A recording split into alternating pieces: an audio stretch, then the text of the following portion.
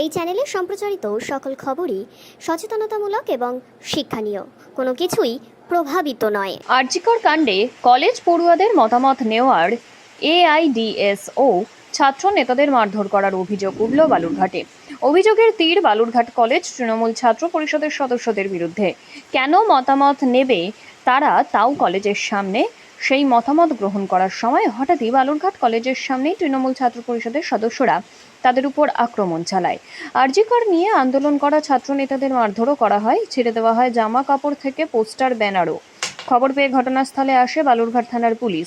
এই নিয়ে বালুরঘাট থানায় লিখিত অভিযোগ দায়ের করতে চলেছে আক্রমণ এআইডিএসও ছাত্রনেতা তড়িৎ বসাক। অন্যদিকে তাদের বিরুদ্ধে হঠাৎ উঠে আসা অভিযোগ অস্বীকার করছে বালুরঘাট কলেজ তৃণমূল ছাত্র ইউনিটের সদস্যরা।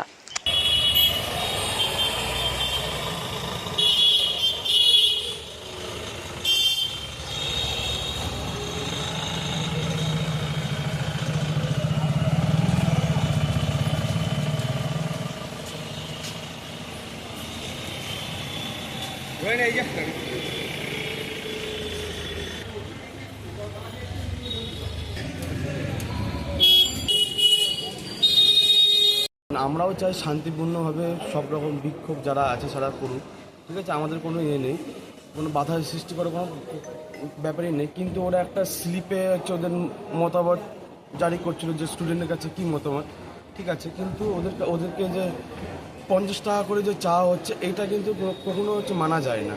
সেই জন্য আমরা গিয়ে বলছিলাম যে তোমরা স্টুডেন্টের কাছে কেন যাচ্ছ টাকা, তখনকার ওরা উল্টে আমাদের কাছে মানে মারপিট করে, তারপর এটা সৃষ্টি হয়েছে।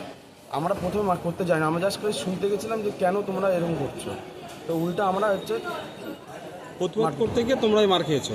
হ্যাঁ একদম। এটা নিয়ে কি তোমরা থানায় অভিযোগ করবে কোনো কিছু?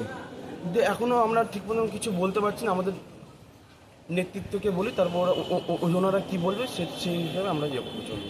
টাকাটা কার কাছে চাইছিল? সাধারণ ছাত্রছাত্রীর কাছ থেকে, যাদের কাছে মতামত চাইছিল। একদম একদম ওদের কাছে চাইছি। কি নাম? দেবজিৎ দে, বালুরঘাট কলেজ ইউনিট জিএস।